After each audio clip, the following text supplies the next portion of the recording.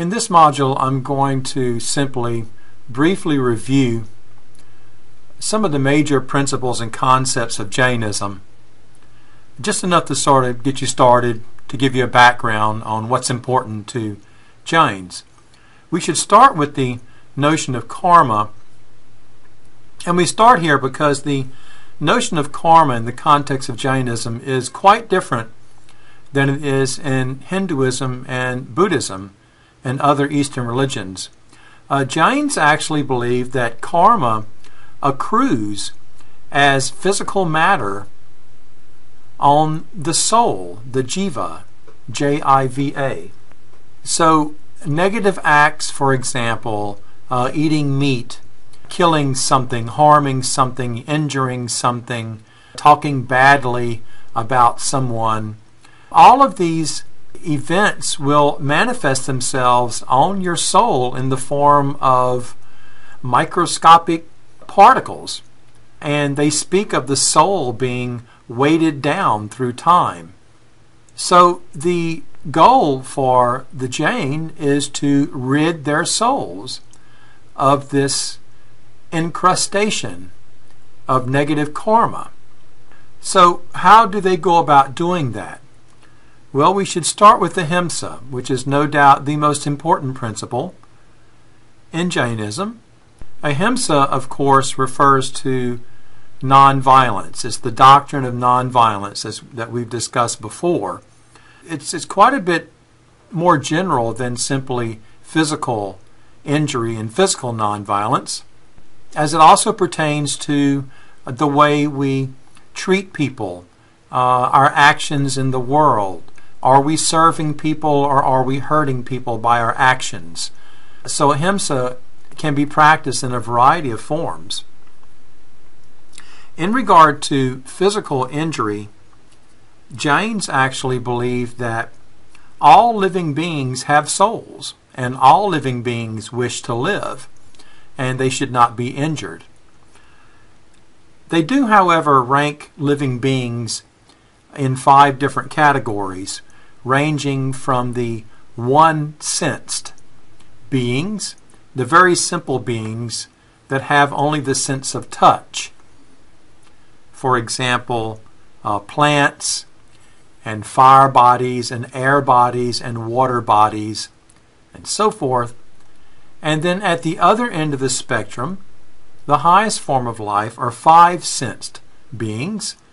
For example, humans and animals, which all possess 5 senses. Clearly, the higher the being, the more negative karma you will accrue if you injure or kill it. So therefore, Jain lay people and monks and nuns will actually stick to a strict vegetarian diet, as they will consume only one-sensed beings. And as I mentioned in the other module, you can actually take that to another level by consuming only fruit, milk, and nuts. So that is the concept of ahimsa, no doubt the most important principle in Jainism.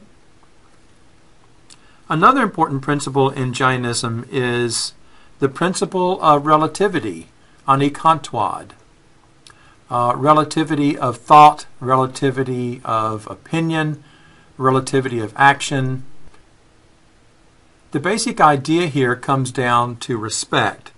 Respect for people as persons with autonomous souls and independent lives that have ideas about things, and we should give them the benefit of the doubt. We should reach out, we should be tolerant, we should listen to everyone.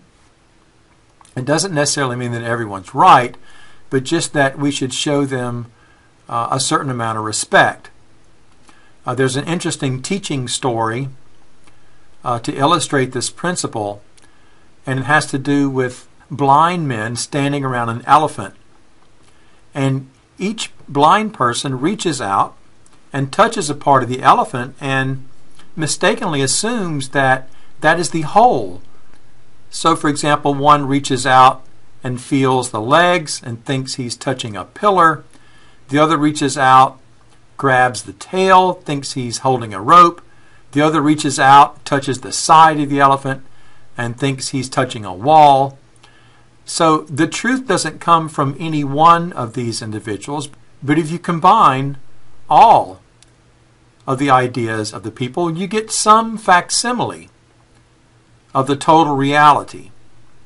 Another important principle is aparigraha, which is non-attachment. And strict Jains, in fact, will own virtually no private property other than perhaps a robe, a broom to sweep with, and a begging bowl. In fact, one sect of Jainism, the Digambaras, don't even wear clothing. It's thought that attachment to the world will cause one to continue to accrue negative karma. Just in your interactions with material things, the process of obtaining material things, etc. All of these activities can cause one to collect more negative karma.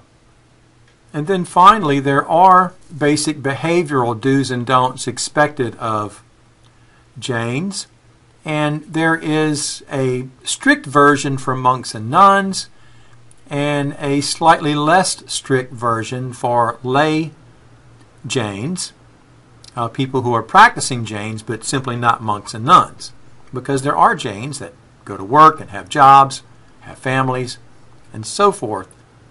The behavioral code that Jains are expected to follow includes these 5 things. Number 1, ahimsa, of course, and that will primarily involve a person's diet, but also their behavior to some extent. Secondly, no lying. One must always be truthful, never deceitful. Thirdly, one must not take things that don't belong to them. Fourthly, be faithful to your spouse if you are a lay Jain, or if you're a monk or nun, of course. Abstinence or total chastity is required. And then finally, in regard to possessions, all Jains should own as few possessions as is humanly possible. And of course, there's a stricter code in that regard for monks and nuns.